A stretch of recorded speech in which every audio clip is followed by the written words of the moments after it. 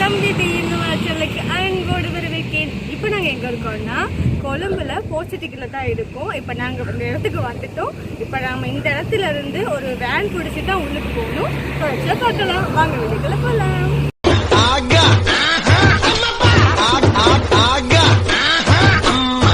தம்பி டீ இன்னும் வரல. போர்ச்சுட்டிக்கு உள்ளுக்கு போகணுன்னா கண்டிப்பாக நாங்கள் வேன் மூலமாக தான் போயாகணும். இந்த வேனுக்கு வந்து ஒரு ஆளுக்கு 250 ரூபா சார்ஜ் பண்ணுறாங்க அதை ட்ராவல் பண்ணி போகிறதுக்காக. அதில் நிறைய பேர் வருவாங்க, நாமளும் அதில் போகக்கூடியதாக இருக்கும். இந்த இடத்துலேருந்து நான் போர்ச்சுட்டி வரைக்கும் நம்மளை கொண்டு போய் ட்ராப் பண்ணிவிட்டு திரும்ப அவங்களே நம்மளை கூட்டிகிட்டு வந்துடுறாங்க. அதுக்கு இப்போ அவங்க சார்ஜ் பண்ணுற அதே டிக்கெட் ப்ரைஸை திரும்பி நம்ம ரிட்டர்ன் வர்றதுக்கும் அதே அந்த டிக்கெட்டே நமக்கு யூஸ்ஃபுல்லாகவே இருக்குது. அதை பொறுத்து பார்க்கும்போது நமக்கு இதுக்கு கொஞ்சம் லாபமாகவே இருக்குது. இப்போ நாங்கள் போகிறோம் இல்லையா இந்த போர்ச்சுட்டி, இந்த போர்ச்சுட்டி நிஜமாலுமே உண்மையான ஒரு சிட்டியே கிடையாது. இது வந்து ஒரு ஆர்டிஃபிஷியல் அப்படின்னா என்னன்னு யோசிக்கிறீங்கன்னா, சீனாவால் செயற்கையாக செய்யப்பட்ட கடல் தான் இது. என்னென்னா இது முழுக்க நாம் இப்போ பயணிக்கிறது வந்து நடுக்கடலுக்கு நடுவில் தான். ஏன்னா ஃபுல்லாகவே இந்த இடத்த வந்து நடுக்கடலில் மண்ணை அள்ளி போட்டு நிரப்பி தான் இந்த தார் ரோட் சைடில் இருக்க இந்த எல்லா இடத்தையுமே அமைச்சிருக்காங்க.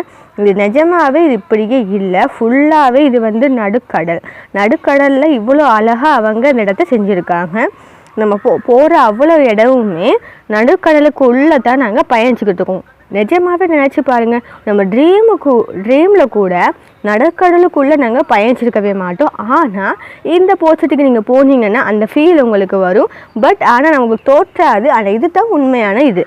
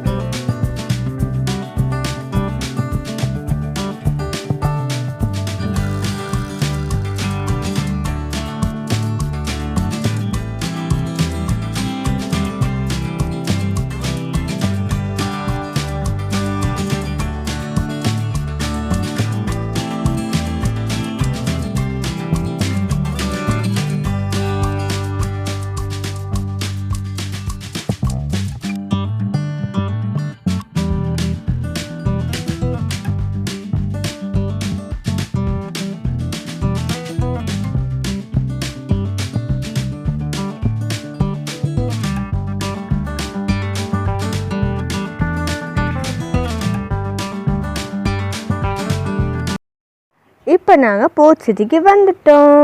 இதுதான் வந்து போர்ச்சுட்டி. இது வந்து ஒரு சின்ன குட்டி நகரமாக தான் இருக்குது. ஆனால் ட்ராயிங்ஸ்லாம் சூப்பராக இருக்குல்லையா, அந்த வாலில் இருக்க ட்ராயிங்ஸ்லாம் செம்மையாக இருக்குது, அழகாக இருக்குது. அப்படி அட்ராக்ட் பண்ணுற மாதிரியே இருக்குது. இல்லை நிறைய டூரிஸ்டாக்களும் அது மட்டுமே இல்லாமல் நார்மலாக நம்ம ஸ்ரீலங்கராக்களுமே இங்கே வந்திருந்தாங்க. இங்கே வந்து இதுக்குள்ளுக்கு என்ட்ரி பண்ணுறதுக்கு ஒரு ஆளுக்கு 250 ரூபா எடுக்கிறாங்க.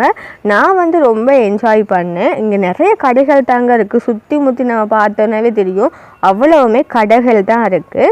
இதை தாண்டி என்ன பார்த்தோம்னா இங்கே ஸ்பெஷலே வந்து இந்த செயற்கையான கடல். இப்போ நீங்கள் பார்க்குறது வந்து நிஜமான கடலே கிடையாது, இது ஒரு செயற்கையான கடல்.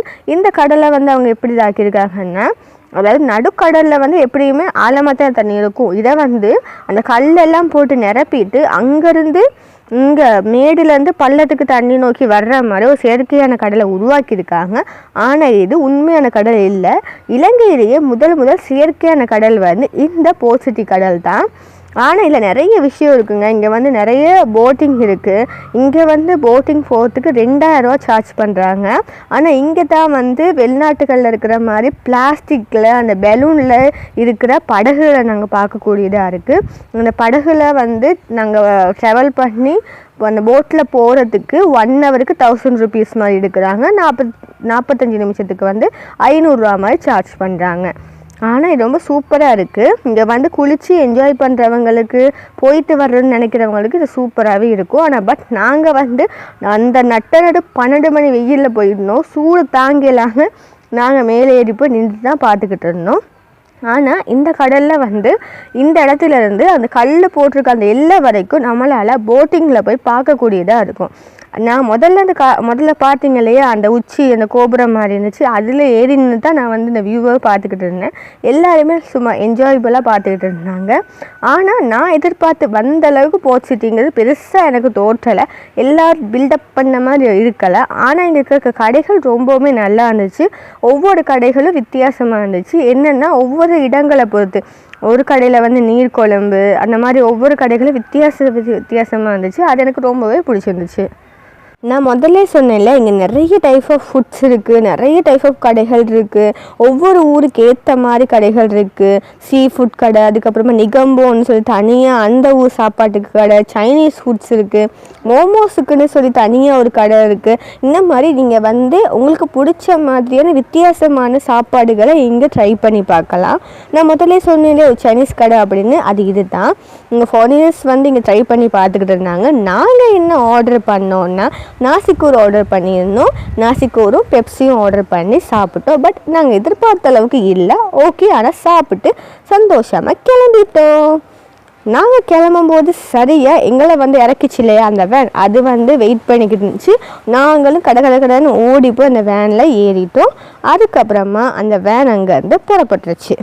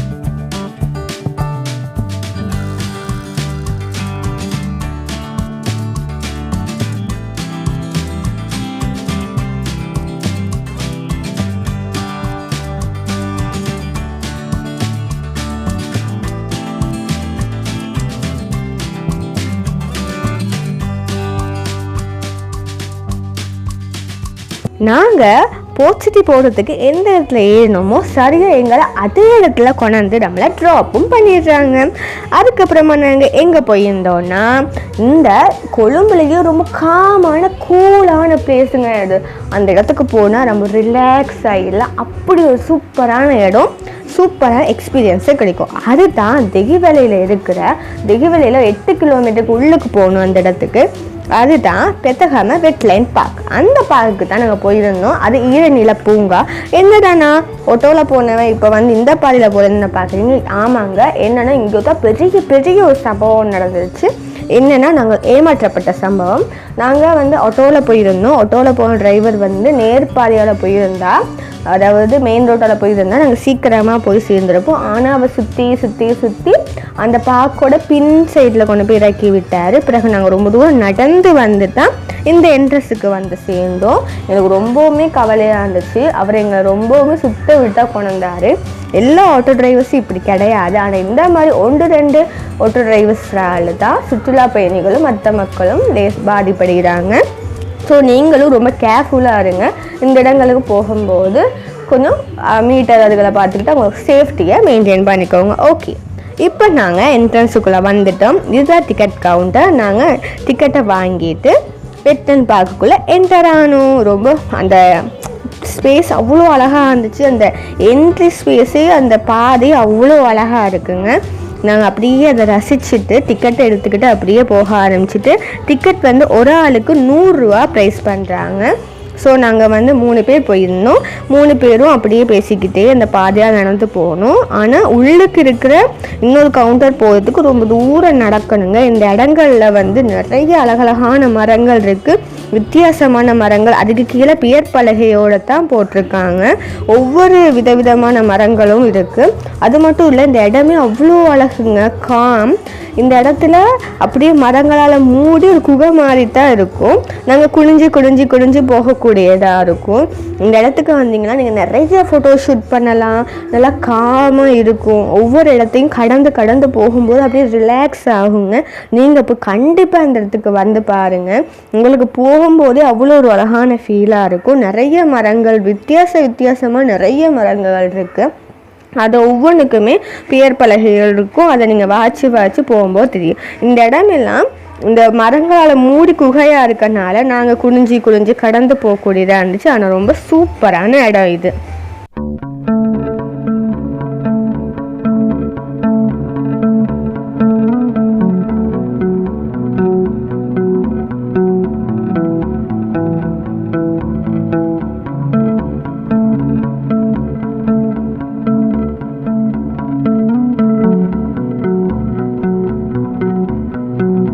இப்போ நீங்கள் பார்க்குறது இந்த இடத்துக்கு, அதாவது இந்த ஈரநில பூங்காவுக்கு வர்ற பறவைகளை பற்றி தான். இங்கே நிறைய வகையான பறவைகள் சேருமா. அது மட்டும் இல்லை, ஆகஸ்ட் காலங்களில் பறவைகள் விசிட் பண்ணுற டைம். ஸோ அந்த டைமில் நிறைய பறவைகளை பார்க்கலான்னு சொல்கிறாங்க. அது மட்டும் இல்லை, இங்கே ஒரு பட்டர்ஃப்ளைக்குன்னு தனியான ஒரு வேயும் இருக்குது. அந்த இடத்துல நிறைய அழகழகான கலர்ஃபுல்லான பட்டர்ஃப்ளைஸை பார்க்கக்கூடியதாக இருக்குது. நீங்கள் மார்னிங் டைமில் வந்தீங்கன்னா அழகழகாக கலர்ஃபுல்லாக கண்ணுக்கு குளிர்ச்சியாக பட்டர்ஃப்ளைஸை பார்த்து ரசிக்கலாங்க. இப்போ நாங்கள் எங்கே போய்கிட்டு இருக்கோம்னா செகண்ட் கவுண்டருக்கு தான். இந்த செகண்ட் கவுண்டரில் நம்ம டிக்கெட்டை காட்டிட்டு உள்ளே போகக்கூடியதாக இருக்கும்.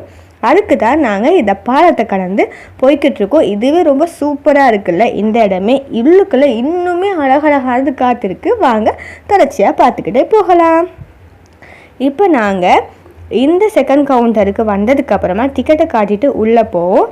இதோட ஓப்பனிங் டைம் எல்லாம் அந்த போட்டில் போட்டிருக்காங்க. இந்த பார்க் 6 மணிலேருந்து பின்னர் 6 மணி வரைக்கும் தான் திறந்திருப்பாங்க. முக்கியமாக என்னென்ன செய்யக்கூடாதுன்னு போட்டில் போட்டிருக்காங்க. இங்கே அந்த நடப்பாதைன்னு ஒன்று இருக்கும். அந்த நடப்பாதையில் 2 பக்கம் தண்ணியிலான நடுவில் ஒரு நடப்பாதை இருக்கும். அந்த பாதையில் நாங்கள் உட்காரக்கூடாதுன்னு சொல்லி மெயினாக போட்டிருக்காங்க. இந்த பாதை தான். ஏன்னா 2 பக்கமும் சதுப்பு நிலமாக இருக்கணும். அதில் நிறைய முதலைகள் இருக்குமா. ஸோ நமக்கு அது மூலமாக டேஞ்சர் வரும்னு சொல்லி போட்டில் போட்டிருக்காங்க. ஆனாலும் நிறைய பேர் உட்கார்ந்து இருந்தாங்க தான். ஆனால் ரூல்ஸை ஃபாலோ பண்ணணுங்கிறதுக்காக தான் அந்த போட்டிருந்தாங்க.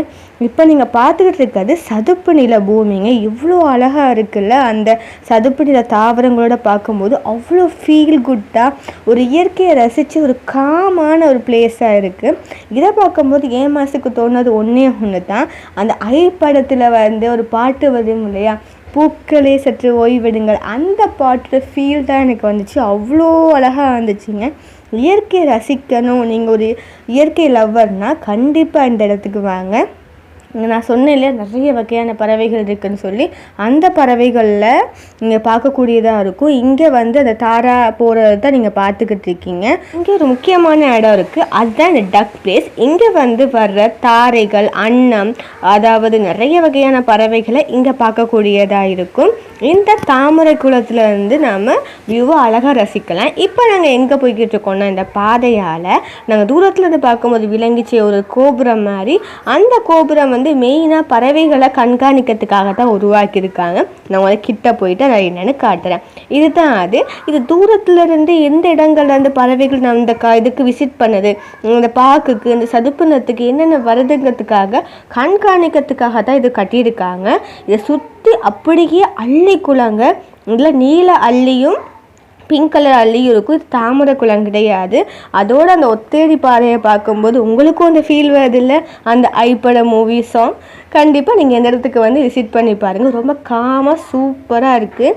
நான் அப்படியே மெல்ல மெல்ல நடந்து போயிட்டு அந்த கோபுரத்துக்கு போகலான்னு பார்த்து போகும்போதே ட்ராயிங்ஸ் பண்ணிக்கிட்டு இருந்தாங்க.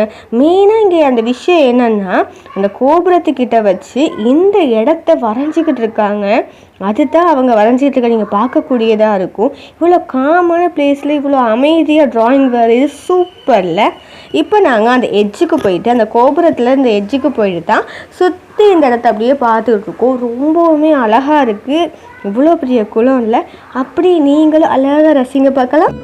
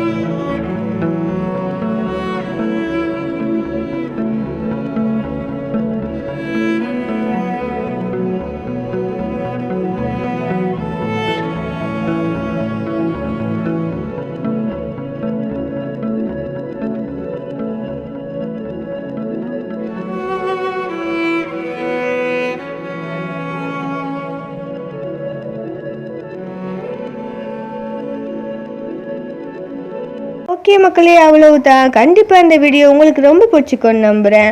இந்த வெட்லேண்ட் பார்க்கு கண்டிப்பாக வந்து பாருங்கள். இயற்கையை ரசிக்கிறவங்களுக்கு ஒரு சூப்பரான காமான பிளேஸ், வந்து என்ஜாய் பண்ணுங்கள். ஓகே மக்களே, கண்டிப்பாக நீங்கள் நம்ம சேனலை சப்ஸ்கிரைப் பண்ணுங்கள். தம்பி டீ இன்னும் சேனலை லைக் பண்ணி ஷேர் பண்ணி சப்ஸ்கிரைப் பண்ணுங்கள். விடைபெறுகிறேன். நான் உங்கள் கிஷா. டாட்டா, பாய் பாய்.